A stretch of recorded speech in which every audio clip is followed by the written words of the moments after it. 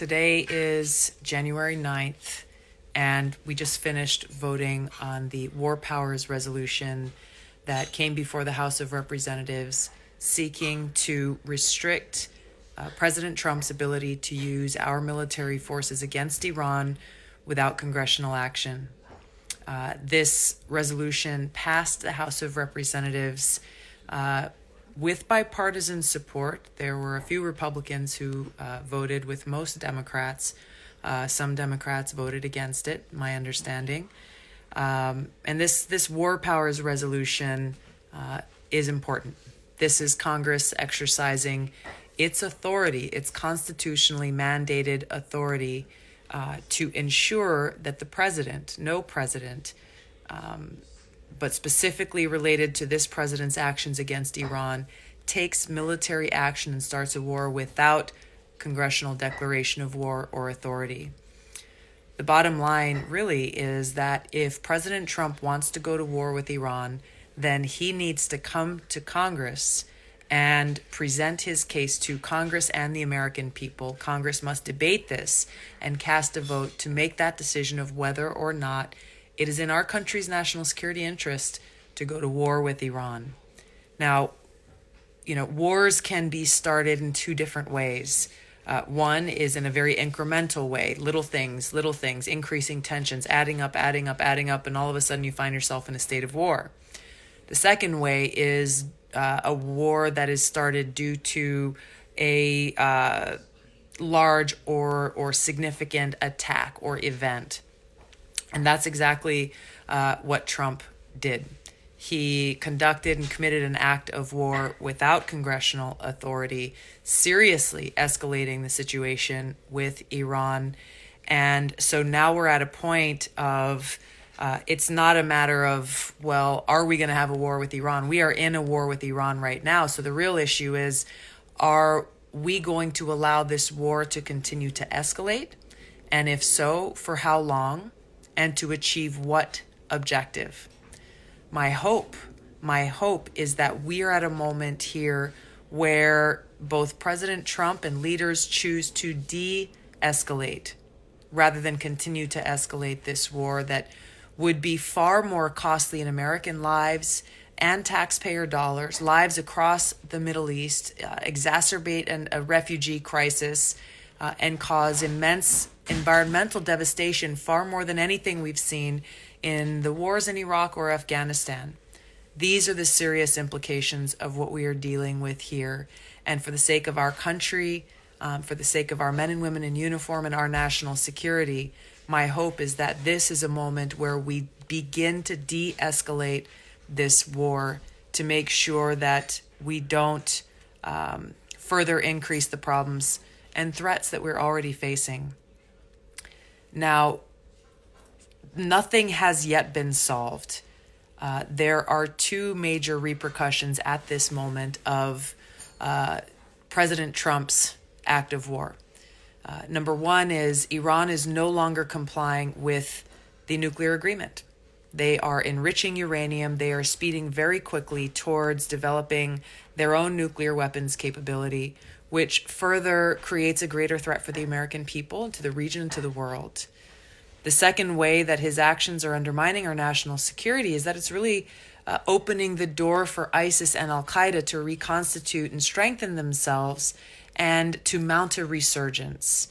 This is happening because our troops who are in Iraq right now, their mission and purpose was to work with partners in order to prevent a resurgence of al-Qaeda and ISIS.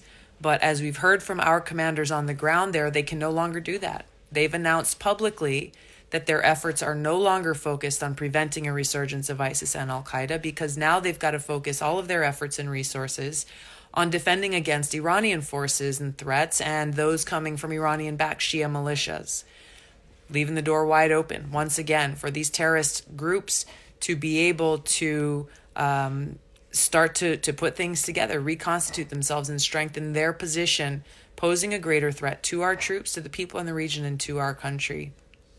This is why it is so critical that we have a commander-in-chief who has foresight, who understands the consequences of the serious decisions that are being made, and why it is necessary to have a commander-in-chief who has experience and understanding in foreign policy and national security. This war with Iran is something that I've been warning about for months. For those of you who've been listening, for those of you who've been paying attention to what I've been saying, you know that I've been talking about this not only for the last several months, but for the last few years, because I've seen the direction that we were headed. This is why back in 2018, when the defense bill came to the House floor, and there was a provision in that bill that was snuck in at the last minute, basically providing a blank check to the Trump administration to develop and implement a counter-Iran strategy, basically a blank check for war with Iran, without any congressional authorization, debate, or a declaration of war. Very dangerous situation. Once again, our founders knew how serious the responsibility is, so they set it up so that if any president wanted to go to war, they must come to Congress and get that declaration. I introduced an amendment to strip that provision out of the bill and put it to the House floor for a vote. At that time, only 60 members of Congress stood with me to uphold our Constitution and Congress's responsibility to maintain its authority to declare war or not. Fast forward.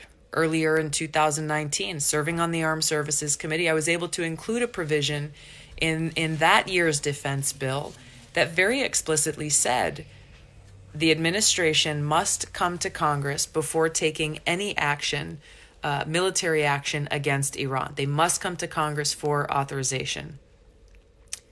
That provision was in the bill that passed the House of Representatives, but by the time it made its way through the Senate and the conference committees and came back to the House for final passage, that provision, amongst many others that were very important for our national security and to uphold our Constitution, were stripped out of the bill. That's one of many reasons why I voted against that defense bill. Foresight is important. Understanding the consequences of these decisions are critical. I'm running for president because of this very situation, because I understand how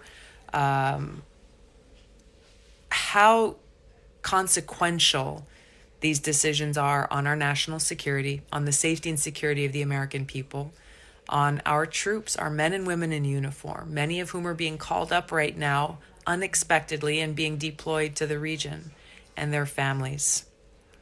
The consequences are very, very real in a terribly high, providing this terribly high human cost in ways that are really hard to describe unless you've experienced it yourself. Throughout my 2 deployments to the Middle East, throughout my nearly 17 years of serving the Army National Guard, I've seen and experienced these challenges that our troops go through, and go through willingly, because this is why we serve. We sign up, we take that oath to serve our country, and why it's so critical that we have political leaders, that we have a commander-in-chief who honors that service by making sure that our troops are only sent into harm's way on missions that are achievable, and that there's a strategy to accomplish that mission, and that mission actually serves the national security interests, the interests of our country. I've experienced now in Congress, serving 7 now going into 8 years, understanding very clearly national security and foreign policy, serving on the Foreign Affairs Committee, on the Armed Services Committee, the Homeland Security Committee, receiving highly classified briefings, meeting with world leaders, military commanders, really understanding the implications of the policies and the decisions that are being made.